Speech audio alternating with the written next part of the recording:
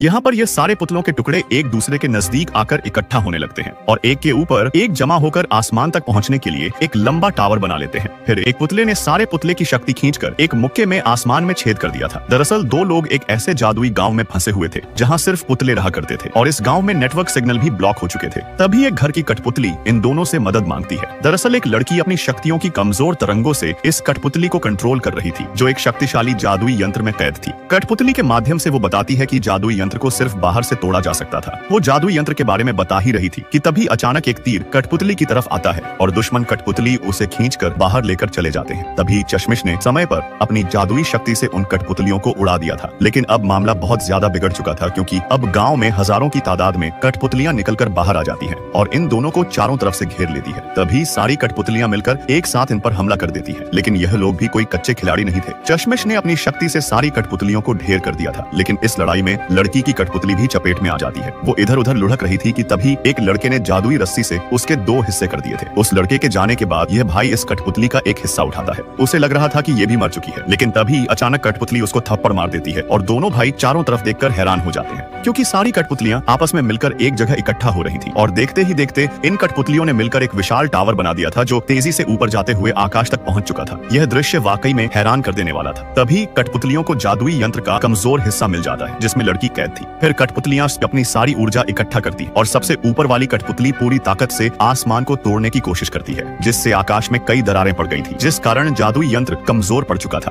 तभी कठपुतलियां दोबारा पूरी ताकत से दरार में मारती हैं, जिससे आकाश में एक विशाल छेद हो जाता है। उस छेद के अंदर वही लड़की थी जो इन कठपुतलियां को जैसे तैसे कंट्रोल कर रही थी। जादुई यंत्र टूटने के बाद अब लड़की आसानी से बाहर जा सकती थी। वो अपनी पूरी शक्ति से जंप लगाती है और उड़ते हुए सीधा छेद की तरफ जाने लगती है। लड़की अब इस जादुई यंत्र की कैद से आजाद हो गई थी। असली दुनिया में आकर जब वो नीचे गिरने लगती है तो यह लड़का उसको कैच करने के लिए आगे बढ़ता है। लड़की उसको हेलो बोल रही थी और तभी वो छत फाड़कर झोपड़ी में घुस जाती है। यह देख लड़के के होश उड़ जाते हैं कि कहीं वो मर तो नहीं गई, लेकिन लड़का फालतू ही टेंशन ले रहा था, क्योंकि लड़की बिल्कुल सही सलामत थी।